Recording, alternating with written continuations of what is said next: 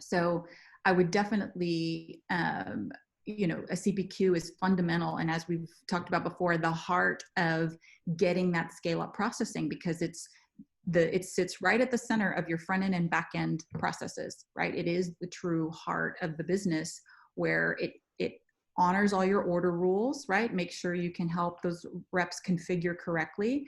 And when a business is scaling up, they are thinking about how they're going to meet their audit requirements, how are they going to meet their SOX controls requirements, help speed sales, but still capture the approvals that they need. I personally have been on the other side of the audits and having to produce all of the right approvals, and you can't do it without a tool.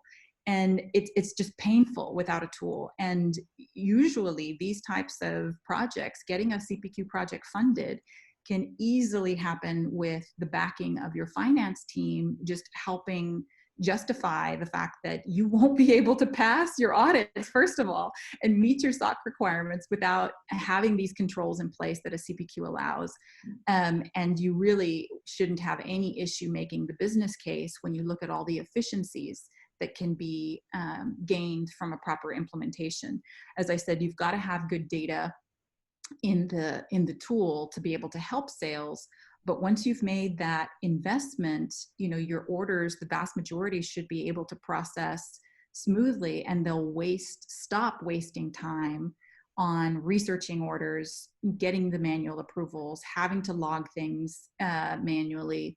So when you add up all that time, and let alone what you could have spent, your opportunity cost, right? Do I want a renewal rep who is a renewal and expansion person spending, an hour per renewal having to research the contract? Or do I want that person spending an hour figuring out what's the next upsell, prospecting into the account? I mean, that's how everybody would rather them spend their time. So it's an easy financial exercise if you put pen to paper on all the inefficiencies in your process.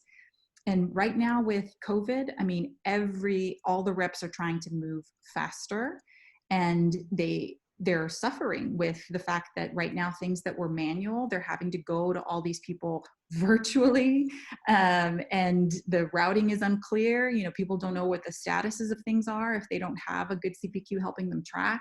So in any event, really for a scale-up environment, there's no question that the CPQ implementation is such an integral part of helping the businesses become more efficient and reach that scale in a controlled, and frankly, it will improve the overall experience, not just for your reps, but for your customers, right? I mean, at the end of the day, you start your CPQ implementation with your end customer in mind, and not just thinking about the one sale, but thinking about the new business, upsell, cross-sell, renewal process. And that's exactly where things start, like I said, to fall down if you don't plan with that in mind. But the CPQ that's part of what it is built for, is to help that whole life cycle.